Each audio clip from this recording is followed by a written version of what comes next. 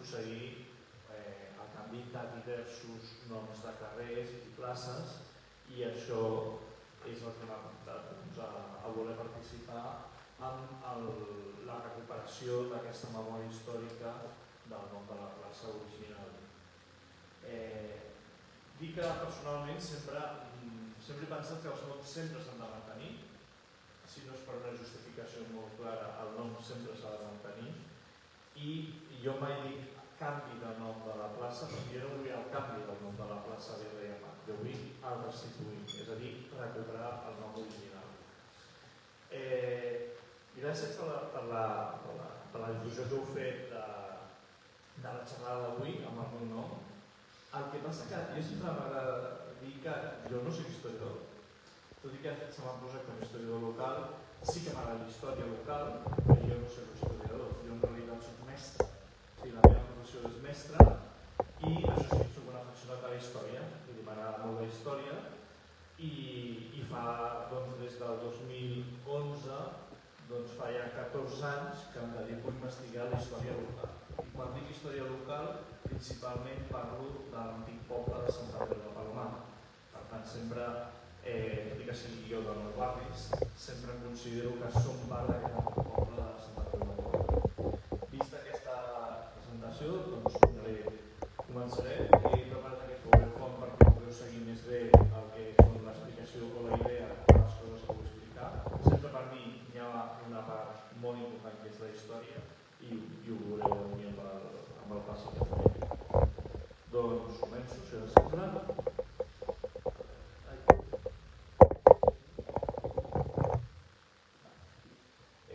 Vull dividir en dues parts. Primer, el motiu de la xerrada, que com bé ja ens ha explicat, el motiu de la xerrada va ser la idea de fer actes, anar fent actes durant 4 mesos, perquè és el període de temps oficial que tenim per recollir les 800 signatures necessàries per portar a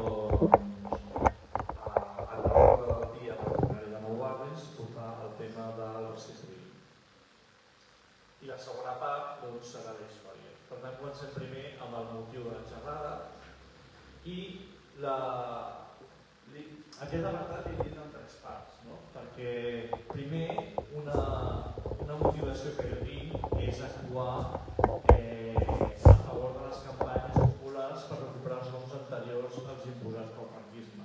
Lògicament aquest és un cas, però també hi ha altres casos que jo també el veureu després que en posaré algun, amb la idea que jo penso que cada un s'ha d'analitzar per separat, és a dir, mai pots fer un global, sinó que cada un dels noms s'ha de pensar per separat. La segona part ja la veureu és la promoure aquesta campanya de restituïm en el cas explícit de la plaça de Salvador Passeig, i la tercera part és recollir aquestes 800 signatures en 4 mesos, que és el període que ens ha donat l'Ajuntament. Per tant, anem a aquesta primera part. Aquí poso uns altres exemples, perquè sempre el patró es deia és que només queda aquest cas, a vegades he sentit, no? No, vull dir, queden molts casos al nomenclàtor de Barcelona que succeeix això que passa aquí, que és que el franquisme ha canviat noms. Com ja ben dit, que també em sento de Sant Andreu, he volgut posar 2 casos de Sant Andreu, precisament, perquè ens uneix molta història, no? El primer cas és Garcilaso, que és un nom que, almenys el meu avi, per mi és un dels més importants o que a mi m'arriba més al cor, perquè el meu avi tenia una botiga al carrer Esteban i ell tota la vida va parlar del carrer Esteban, i quan el meu avi em va educar mai em parlava del carrer Garcilaso, sinó sempre em parlava del carrer Esteban. Per tant, quan vaig veure així, efectivament, que el nomenclàtor dels anys 40 havia canviat també el nom d'Esteban per Garcilaso, penso que també val la pena explicar-lo. I el segon cas no és el meu avi, és la meva mare. Parlava del carrer Ruiz de Zorrilla, sempre em va parlar del Ruiz de Zorrilla, mai em va parlar del carrer Marquès de Santilla. Per tant, dos casos molt propers a la meva família de Sant Andreu, que penso que també són importants que s'haurien de reivindicar.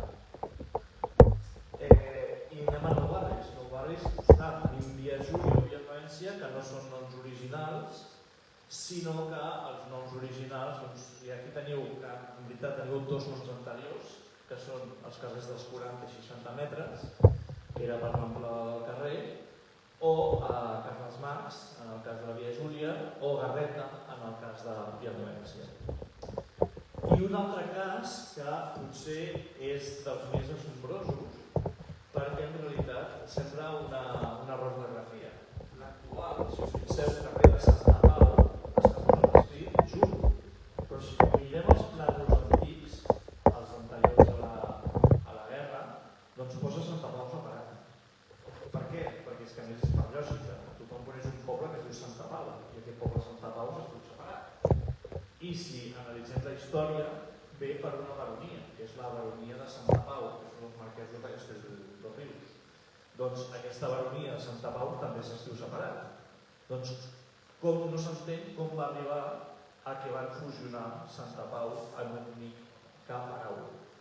Per tant, aquesta és la que jo sempre reivindico en totes les passejades que fem per aquí pels barris i aprofito també per reivindicar-la perquè en realitat jo crec que és que no seria ni una modificació ni un restituir, seria senzillament una normalització del que hauria de ser. El següent cas, Petrarca, que abans era amb la major part del carrer era el carrer de Folk. Ja n'he posat el nom anterior perquè sabeu que el carrer Petrarca o el carrer Folk era una antiga torrentera. Per tant, en realitat, aquesta torrentera era la torrentera Can Carbassa. Per tant, ja no m'he remuntat més enrere perquè quan de veritat es comença a urbanitzar i està totalment urbanitzat el carrer ja seria el nom de Folk. I després tenim dos casos més, que és l'escultor Ordóñez, que va néixer com a carrer de Rialp. I per darrer cas, un cas de la Trinitat, que també allò sembla que abans de la guerra no existia la Trinitat, però hi havia 3 carrers, i aquest és un dels 3 carrers, carrer Palamós, que es deia Avinguda dels Carrers, que precisament hi ha un seguit de cases al costat de la Casa de l'Aigua, que són cases de carrers. Per tant, el cas de Salvatore Seito és únic, hi ha altres exemples que esperem que de mica en mica anem recuperant la memòria històrica. Ara ja seria la segona part, que és promoure la campanya del Restituïm, que penso que és més important explicar com s'ha arribat aquí. Doncs s'ha arribat aquí a partir de fa ja 3 anys que estic en aquesta campanya, ha anat evolucionant de mica en mica, s'ha anat buscant, lògicament, gent que vagi recolzant, fer-ho conèixer al veïnat, perquè és important que tots els veïns ho sàpiguen i sàpiguen la història, perquè molta gent, aquest nom de Salva Papassés, ni ho sabia que la plaça de Reiamat havia tingut un altre nom. Per tant, interessa això, fer molta difusió. I en aquest cas, en quin moment estem? Doncs estem en el moment que se'ns va demanar de part del propi Ajuntament que la manera oficial en què s'havia de fer el tràmit era participar amb el que s'anomena iniciatives ciutadanes. Totes aquestes pantalles que veureu a partir d'ara són tretes de la pàgina web de l'Ajuntament.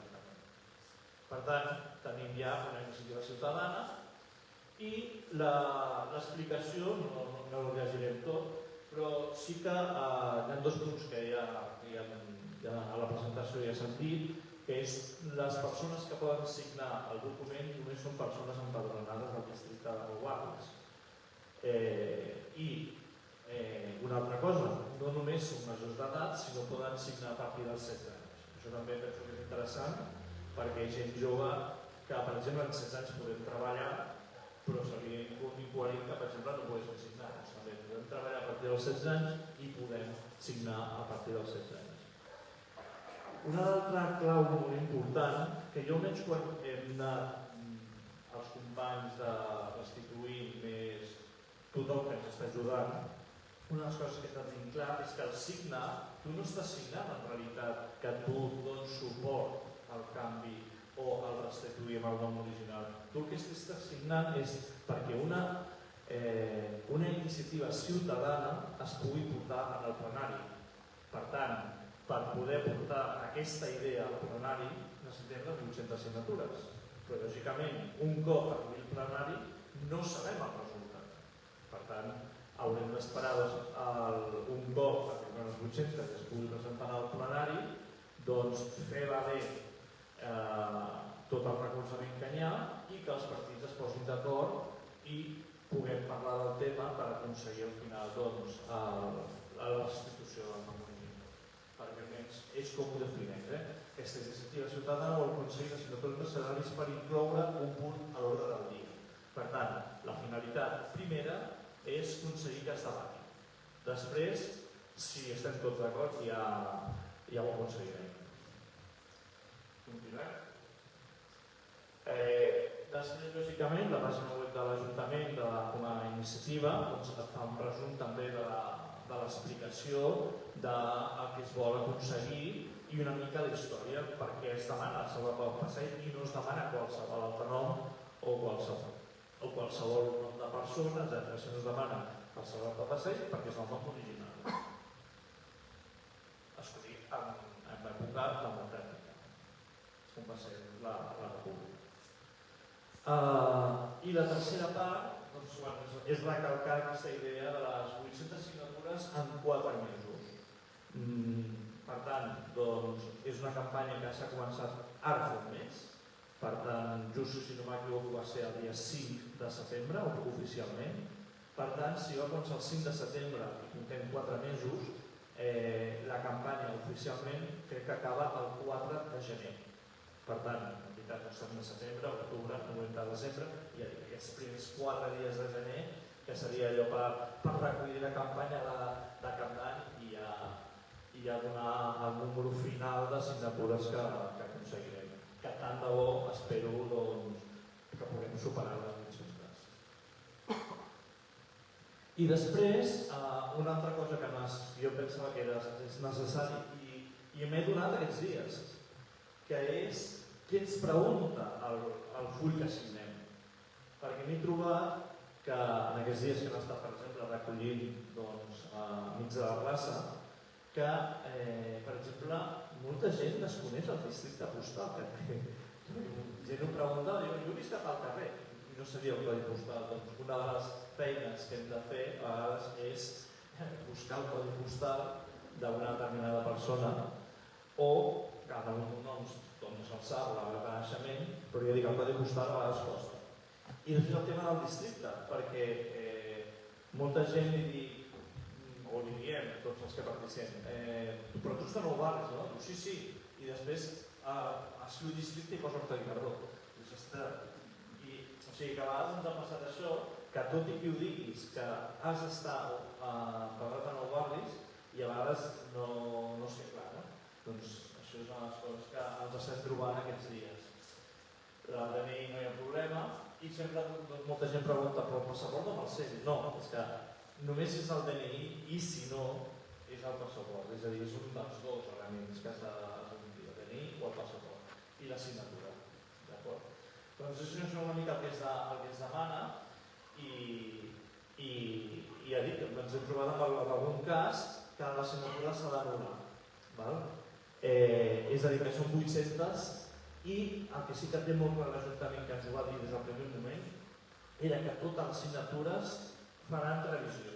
És a dir, van comprovant que sigui veritat, és a dir, que estigui empadronat a Nou Barris i que lògicament coincideixin els cognoms amb el DNI, etc. Perquè ningú ens pugui dir que això està inventat. L'Ajuntament farà una feina i ens ho van dir una a una, les 800 signatures, o 900, espero que trobem molt més de 800, doncs aniran revisant que tot sigui correcte i que tots siguem de Nou Barris. Per tant, és millor que recollir-ne alguna menys, però que no se'ns colin també d'errònies, també a vegades. I, lògicament, calia el codi postal, perquè l'altre dia vam tenir reunió, quan els que estem a favor de la campanya estem reunint, i una de les coses que va sortir és explicar una mica els els codis postals. Quins codis postals són els de Nou Barris, no?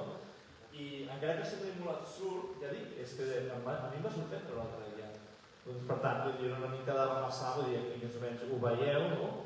El districte també és casual que no coincideix amb els barris. Amb els barris no coincideix els codis postals. Per tant, doncs, i fins i tot hi ha codis postals que un carrer amb una vorera té un codi postal i a l'altra vorera té l'altre codi postal. Com és, per exemple, el 08027, que en teoria és el de Sagrera. Què passa? Que hi ha una vorera de Nou Barris que és 08027, per tant, sí que podem acceptar el 08027 perquè una part és Nou Barris, no? Lògicament, per exemple, a casa meva és el 08016, però que també tenim el 08031, el 08042, tenim el 08033 i també hi ha, i més fixant, hi ha una petita part que té el 08030, que en teoria és Sant Andreu, però que enganxa un paret també una vorera de Nou Barris. Per tant, doncs tenim aquests codis postals que són, per tant, els únics que segur que l'Ajuntament comprovarà que coincideixin.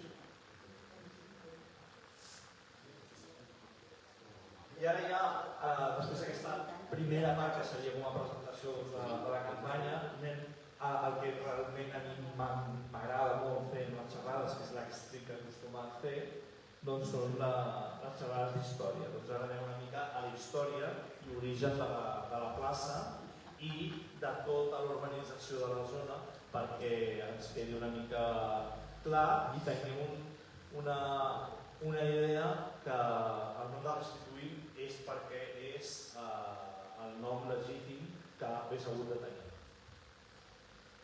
Bé, doncs la plaça neix a partir d'una urbanització que és l'Eixample de Sant Andreu. Aquest Eixample de Sant Andreu es crea a partir de 1870, en què és quan es planeja fer arribar al carrer Gran de Sant Andreu, fer una gran via fins a arribar a la capella de Santa Eulàlia. Per tant, unir el nucli de Sant Andreu a unir el nucli de Santa Eulàlia. Amb el nom original, que és Passeig de Santa Eulàlia. És a dir, el nom de Fabra i Puig va ser modificat molt posteriorment. Perquè durant molts anys va ser Passeig de Santa Eulàlia perquè era el passeig que arribava a Santa Eulàlia. Aquest és un del plànol que es fa per precisament planificar quins eren les finques afectades per aquest passeig i, per tant, l'Ajuntament del poble de Sant Andreu de Palomar amb qui havia de negociar per anar produint-se les necessàries expropiacions. Lògicament, les parts més complicades van ser les parts que ja estaven construïdes, és a dir, què s'havia de derrocar per obrir el passeig.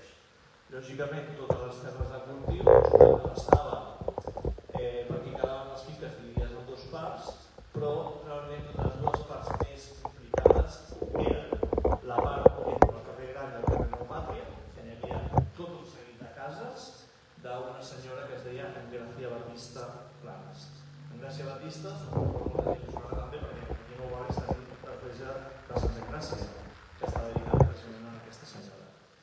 I després, a la part de dalt, la part de Can Basté, que també hi havia tot un seguit de cases que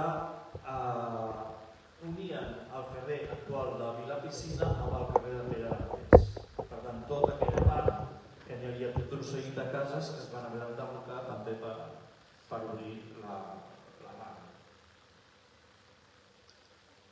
Però també una de les coses que molta gent no té clar és que en realitat aquesta rambla va ser la substitució d'un antic camí, que era un camí que unia el carrer Llenguadoc fins a unia la part del que seria ja aquí Can Basté i el Sant Cugat. Per tant, aquest antic camí que servia per dividir les finques, doncs és el que en realitat es va acabar transformant aquest camí en la Rambla. Llavors que més o menys segueix bastant la idea de l'antic camí. I després dir-vos que, clar, quins camins o quins carrers hi havia en aquella època, no? Doncs els únics que existien precisament teniu en color verd doncs, el camí de Sant Iscle, el que en color blau teniu la carretera de dalt, que és l'actual Concepció Arenal, perquè la resta eren terres, era cultiu, no? Lògicament no l'he pintat, que és la Ronda Meridiana, que és el que seria doncs, la via fèrria. Després en color lila teniu aquest camí de Santa Eulàlia que unia dos ajuntaments, unia la plaça Santes Creus, on hi havia l'Ajuntament de Sant Joan d'Horta, amb la plaça Orfila, que hi havia l'Ajuntament de Santa Creu de Palomar. I passava lògicament per l'ermita o el santuari de Santa Eulàlia.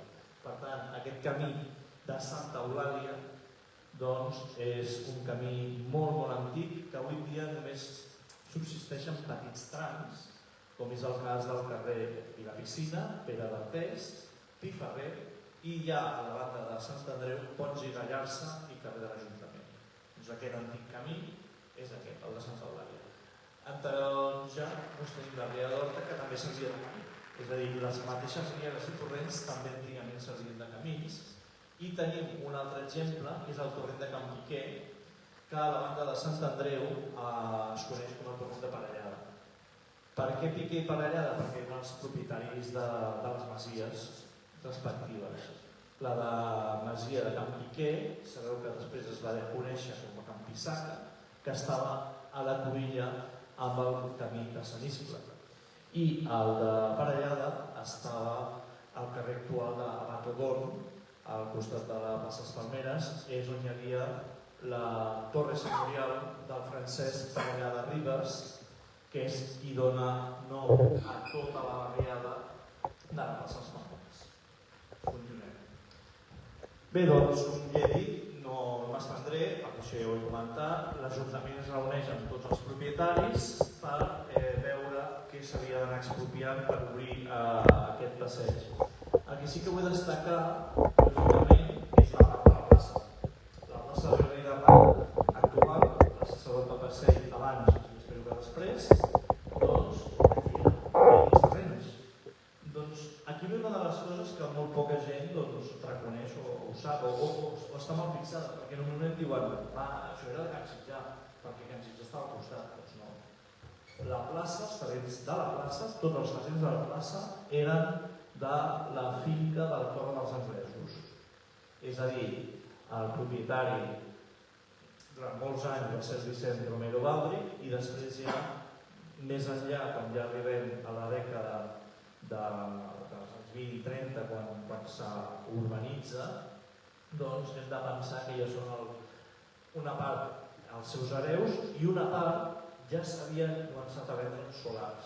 És a dir, la plaça actual ja s'havia parcel·lat, és a dir, estava a punt de ser edificada. El que passa que no va arribar a edificar-se, però sí que hi havia ja 3 o 4 solars que s'havien venut. Per tant, van haver d'expropiar a persones que havien comprat solars. De tot això, l'únic que també podem destacar és el Josep Maria Nadal i Vilagrada, perquè fixeu-vos que és l'únic que tenia 2 finques. Perquè tenia la banda de Sant Andreu, on avui dia tothom ho sona a la plaça Naval, per exemple, però a la banda de Nou Barris tenia una altra finca. Per tant, és un senyor doblement afectat.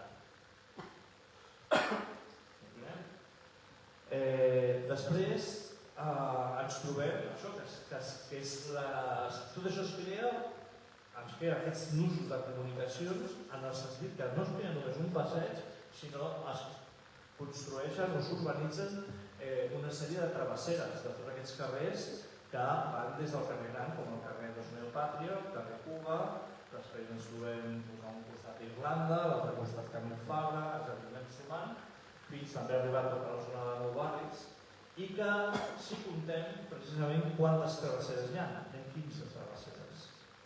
Que aquí és una de les altres casualitats perquè el nom de l'actual avinguda dels 15 era la travessera número 15.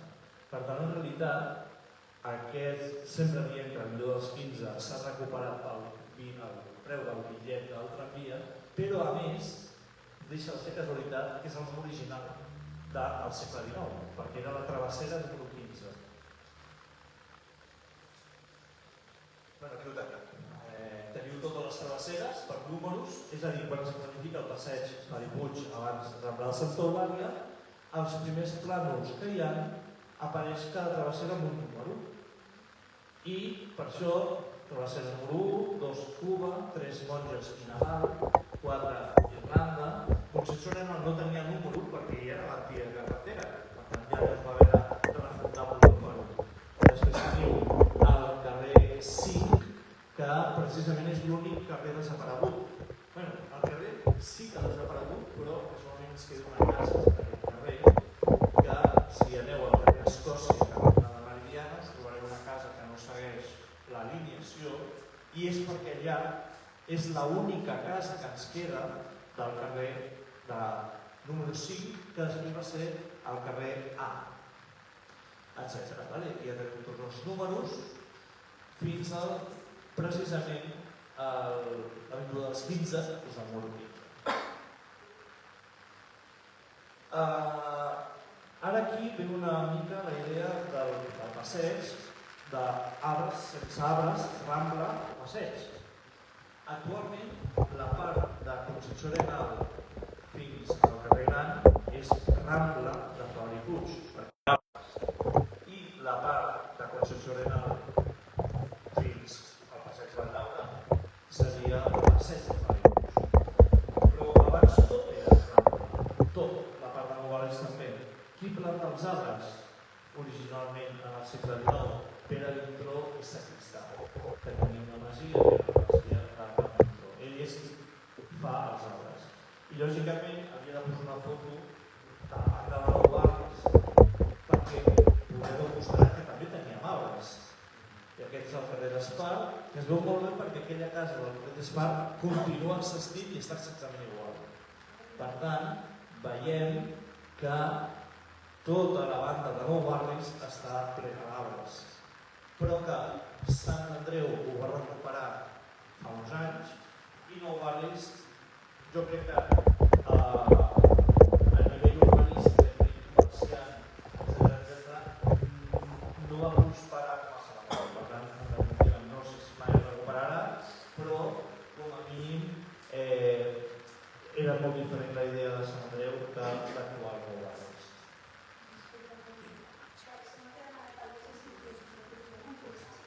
No, cap problema. A més, jo mateix no vull parlar, però si es vol tancar la xerrada, pot ser progrés. Bé, per acabar de fer el tema, és que després els números van desaparèixer i van passar a ser lletres. Per això ja, per exemple, el que dèiem al carrer 5 va passar a ser carrer A,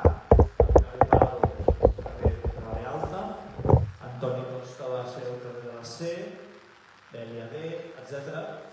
Fins al Nou Doms, que va ser el carrer de la H, i després els dos que són paral·lels a la Rambla eren el carrer de la I i el carrer de la J. Ja sabeu que el carrer de la J no dona el nom i el carrer de la I ara és Escòcia.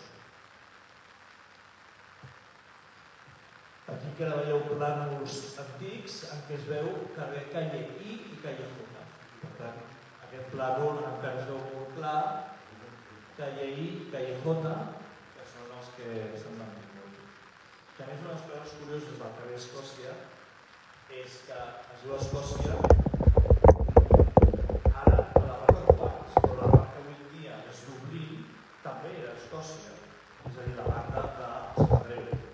I que es deia, o se li va posar el nom d'Escòcia, no per la banda de Nou Barris, sinó que va dir Escòcia per la banda de sota de la Meridiana, perquè és on estava l'empresa Vapor del Fil, que era propietat de la Fabra i Coats.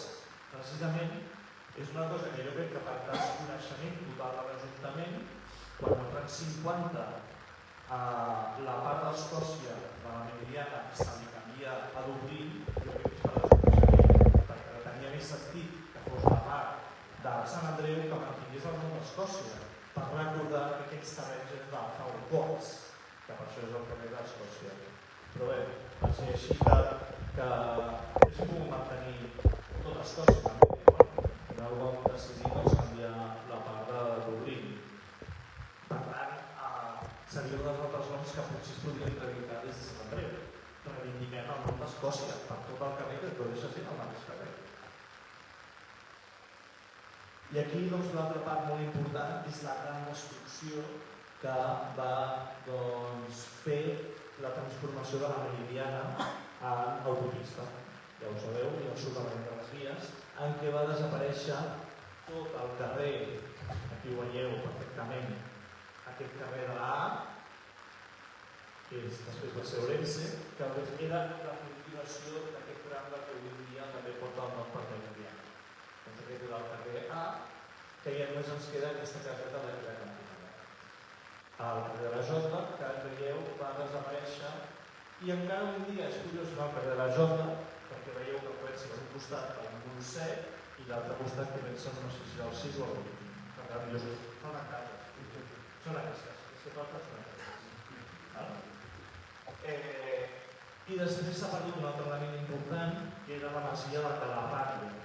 La masia de Calarràbia estaria aquí situada. Era aquest espai d'aquí, que donava al carrer Pardo, i ara estaria el Mante, i una part del que seria la Boda Meridiana, que abans és on hi havia la masia de Calarràbia, que precisament estan fent excavacions allà, i ho estic fent a veure si troben les restes de la masia, perquè és una masia de segles d'història.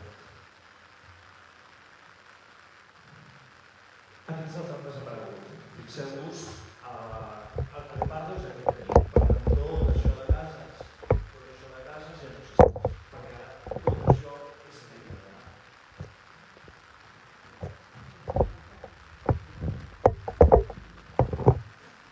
I ara ja anem directament. Clar, hem dit que hi ha uns carrers que travessen tot el que seria la Rambla, doncs arriba un moment que és la creació d'aquesta plaça i per què es crea en el lloc que està i en el lloc original on estava previst, perquè la plaça no estava prevista on està ara. Tots els planos originals de la plaça la situen pujant el que seria Fabri Puig a mà dreta. Perquè on es fan les places? Al costat de l'església, sempre. Doncs precisament tots els planos originals ens posa l'església amb una plaça, que havia de ser un tipus de plaça molt important perquè, a més, el Paseo del Manicomio, Paseo del Manicomio, us podeu suposar que ja no es diu així, ara es diu Timorís, però aquest passeig del Manicomi, doncs el Timorís, havia d'arribar a aquesta plaça i no estava sinó està aquí, al costat de l'església, i desembocant aquí amb la reforma de l'antic camí de Papatalans, de l'antic camí de Santa Eulàlia, que fixeu antigament passava per aquí, i això no es va arribar mai a fer. I la plaça també. Per tant, aquest projecte va quedar totalment anul·lat i aquí, aquest camí, no s'ha construït cap carrer. Aquest seria Sant Iscle i aquí és la masia de Calablanca. Allò que no existeix. Aquest plano és del 1915, per tant, ja tenim clar que s'havia de fer la plaça. Però, què va passar? Doncs, primer he volgut posar aquesta fotografia de l'any 29, és l'enterrament del doctor Jaume Ferran Clua, perquè veiem que l'any 29 era l'espai actual de la plaça, doncs era un descampament. O sigui, la plaça l'any 29, que s'havia venut amb solars, però s'havien anul·lat els permisos per poder edificar, que tot va quedar com un solar. Que és precisament tot aquest solar que es veu aquí, seria l'espai que convien a la plaça. Com es pot identificar? Fàcilment. Per la Torre dels Anglesos. perquè com hem dit que la plaça està en terrenys del reglament d'ús. Qui no sàpiga la ubicació, puc dir-li que en aquesta paret d'aquí, darrere, això és el carrer Joan Alcover, que és un carrer també de segles d'història, perquè ja era un antic camí, el Joan Alcover. I aquesta masia estaria avui dia on està el poliesportiu del C7, és on estava aquesta masia. Continuem. Per tant, aquí una mica explico sobre el propietari de la plaça, que era el Vicent Romero, i que doncs, aquest pobre senyor o família li van expropiar un escorpió. Primer va convertir una part de ja li parteixen la finca. Després, per la ciutat econòmica, també li parteixen llavors la finca. I després ja, quan es fa les expropiacions per fer el que seria la plaça com aquest és el plànol que s'aprova, que és el 20 de febrer del 31. És a dir, quan es fa aquesta modificació de la plaça pujant a mà dreta a mà esquerra? Doncs això és l'any 31, el 20 de febrer. És a dir, fixeu-vos 2 mesos abans de la proclamació de la República, el 20 de febrer del 31. Si veieu que posa la mà és perquè està afegit en llapis.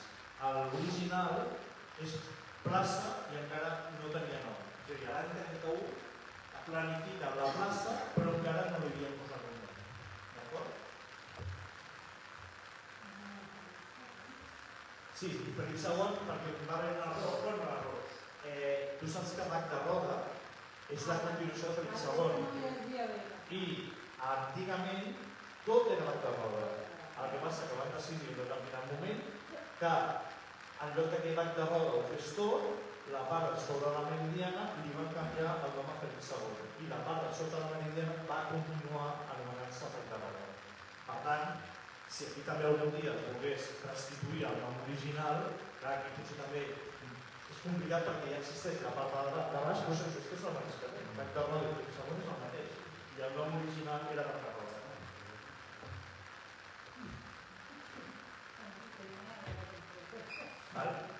I aquí ja tenim l'aprovació de la plaça com a plaça Salvador Passet, com a nom original de la plaça, és el 7 de novembre de l'any 33. Per tant, ja 2 anys després de fer la idea d'aquest canvi de la plaça, perquè com hem dit, la plaça original era al costat de l'església, tota aquesta plaça d'aquí, doncs amb la plaça. Ja dic, el primer nom que hi apareix amb els plànols ja és plaça de Salvat Papasseit. Dir una mica de justificació també del nom, perquè les fronteres actuals no són les mateixes que abans. És a dir, heu de pensar que molt bona part del districte d'Horta i Guinardó també és Sant Eulàlia i per tant també era barriada de Santa Eulàlia de Vilapiscina. Santa Eulàlia de Vilapiscina sabeu que acabava la plaça del Nen de la Rutlla. Per tant, era Vilapiscina, o Santa Eulàlia de Vilapiscina, un barri o una parròquia immensa. Per tant, Salvat Papasseit sabeu que va passar una temporada, abans de morir, precisament a Santa Eulàlia de Vilapiscina. Però clar, el que avui en dia seria part de Horta i Guinardó. Però històricament, en el moment que hi va viure, era Vilapiscina. I no va canviar la frontera, si ho sabeu, fins a l'any 49. Ja en ple franquisme, que és quan es crea aquest districte 12 separat del districte 9. Per tant, podem dir que Salvat Papasseit està justificat perquè era un veí de Vilapiscina. Per tant, al moment que jo creo una plaça a Vilapiscina, un veí destacat que havia estat Joan Salvat Papasseit.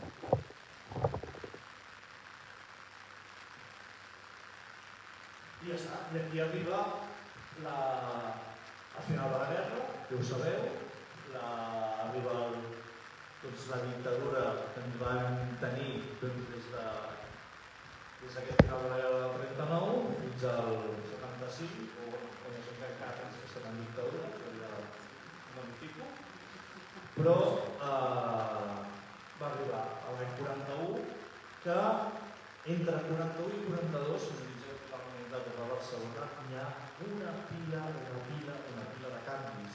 Alguns exemples els he posat abans, però penseu que a nivell de Barcelona venim moltíssims més i que en aquesta data, el 6 de maig del 41, perdem el nom de Salvat Papasseit i s'aprova el nom de Rei Amat. I ara, aquesta petita part final, la vull dedicar una cosa, a la resposta d'una persona de l'Ajuntament que em va fer una afirmació que a mi no em va agradar. I no em va agradar perquè va demostrar un desconeixement brutal de la ciutat de Barcelona. Perquè dir una excusa que a primeres no es va acceptar el nom de Salvat Papasseit és per dir no, és que a Barcelona ja tenim un passeig Salvat Papasseit. I com tenim un passeig Salvat Papasseit, no podem acceptar que hi hagi una plaça Salvat Papasseit. Primer recordar que aquest passeig Salvat Papasseit estava a Barceloneta, està molt lluny d'aquí. Després recordar que s'aprova ja a l'any 80. Però és que a més, no seria l'únic cas d'aquesta duplicitat, perquè ara m'agradaria que mireu el Marcos Plano. Ens tenim que a la mateixa zona, dona la casualitat on està el passeig Salvat Papasseit, hi ha la plaça de la Maquinista i el carrer de la Maquinista. I no fa massa anys que en el districte de Sant Andreu s'ha creat el parc de la Maquinista. Com pot ser plaça de la Maquinista i ara també tenim el parc de la Maquinista? És a dir, s'estan aprovant noms que estem duplicant, en aquest cas triplicant, per exemple. Jo només he posat l'exemple de la Maquinista, perquè toca molt a prop perquè és Sant Andreu. I dona la casualitat que és en el mateix indret on està aquest passeig Salvat Papasseit. Per tant, que no em diguin, ho sento molt, que no em diguin que no creen, que no volen recuperar el nom original perquè ja té un nom a la ciutat. Perdona. Doncs llavors, com és que Sant Andreu hem creat tota una zona molt gran que es diu la Maquinista, que no estava a la Barcelona que havia i és molt més antiga. I una mica de les incoherències, penso jo, que a vegades ens diuen i que, doncs, com a mínim, dir-los, perdona, hi ha exemples, i no és l'únic exemple, n'hi ha més, però penso que no valia la pena donar més voltes, però ho veieu perfectament aquí, part de la Maquinista. Per tant, què passa? Que els cartells s'equivocaran sempre quan vegin passeig Salvat Papasseit i plaça Salvat Papasseit i en canvi no s'equivocaran amb un parc de la Maquinista o plaça de la Maquinista o carrer de la Maquinista. Això ja...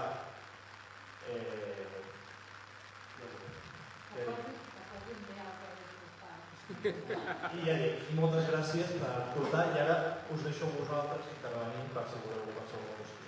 Gràcies.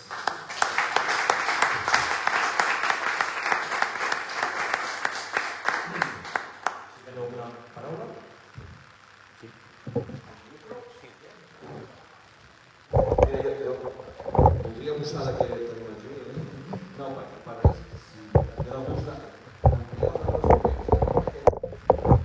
Aquest temps que portem amb això, acompanyant-vos des de distància, perquè no us hi pot de l'esquerra, acompanyant-vos en aquesta campanya que ha tingut les seves primeres fases. En algun moment s'acaba o seguir, o d'alguna manera s'argumentava que la figura del Virrei Amat també era una figura molt lligada al barri i tal, no? Jo sé que hi ha uns arguments en aquest sentit, no sé si s'hauria d'ampliar-los una mica i per què es va triar el nom de Virrei Amat o quins arguments s'utilitzen els que prefereixen no moure rei que no tinguin el nom de Virrei Amat.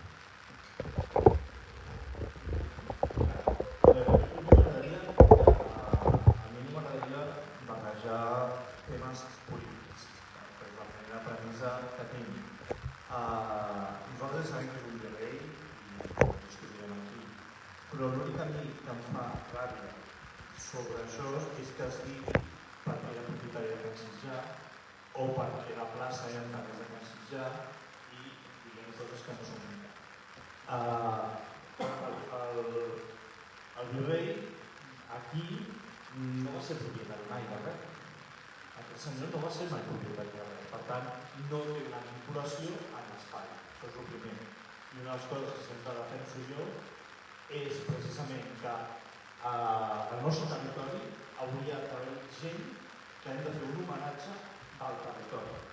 Per això, per exemple, a Sant Andreu això està bastant bé, perquè tenim un carrer Malats o tenim un carrer Ponts i Pallarsa o un carrer Ignasi Iglesias, que són persones que, com classes no clapers, estan molt arraigades al territori. Nou Barris, desgraciadament, potser ens faltaria més persones arraigades al territori. És una de les coses que tinc. Precisament perquè no era arraigat al territori. Per tant, jo al principi ja el descarto en aquest sentit. I ja dic, la figura del Verre Amat també hi ha molta gent que està en contra del nom perquè va representar, com tu també penso que anava a la intervenció, perquè va ser un tipus de persones que lògicament va estar a Perú, com a rei del Perú, i lògicament era una època doncs, que a més allà no està massa ben vist, perquè allà que va morir molta gent, va ser una colonització espanyola i segur que va ser molt dura a Amèrica i per tant doncs, és una persona que bueno, va viure en un moment determinat. És com parlar, per exemple, de l'esclavitud. Parlar de l'esclavitud, a mi em fa molta ràbia parlar de l'esclavitud perquè l'esclavitud no em vull oblidar que un país com els Estats Units aquí se'n parla molt de l'esclavitud entre el nord i el sud dels Estats Units, però hem de pensar que el 1865 el tema es soluciona, però en canvi a Espanya es manté l'esclavitud fins a 1885. És a dir, 20 anys després que Amèrica ja s'havia solucionat el problema, a Espanya continuen tenint esclaus. I ja dic, per tant, en temporada, en època de la monarquia borbònica d'Alfons XII i just en el moment d'Alfons XIII. Per tant, vam mantenir els esclaus durant moltíssims anys i penso que Espanya ha fet un replantejament de la seva història i l'Enric Amat és una figura espanyolista en aquest sentit que representa aquest antic règim. No sé si contestar una mica la reflexió. Alguna intervenció més?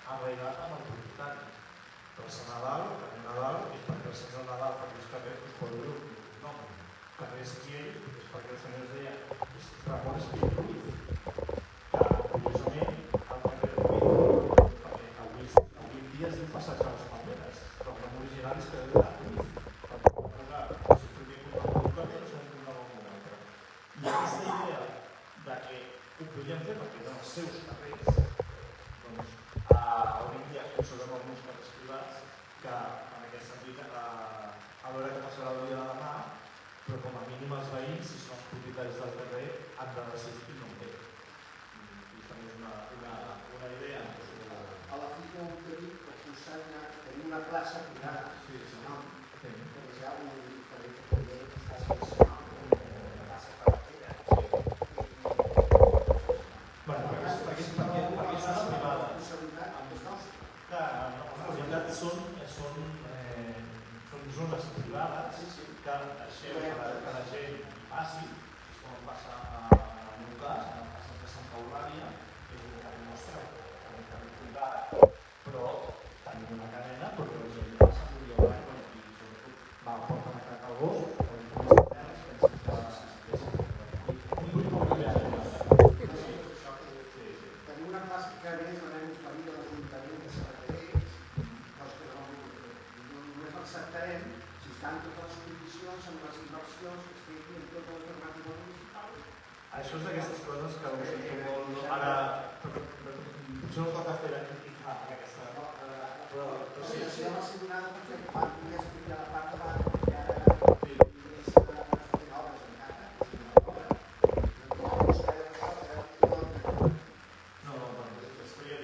És un tema diferent, però sí, a vegades hem d'analitzar que l'Ajuntament faci les coses, a vegades no tant pel cap, potser no amb el cor. És a dir, i analitzant per què allò està d'aquella manera.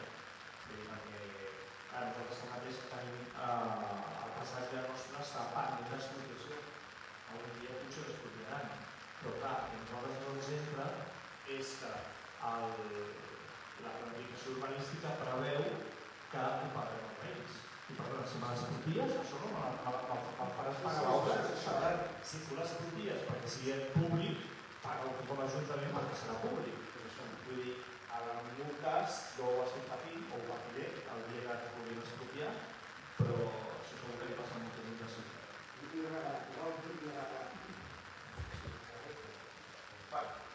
Alguna intervenció més del tema o qualsevol intervenció? Doncs moltes gràcies per haver vingut.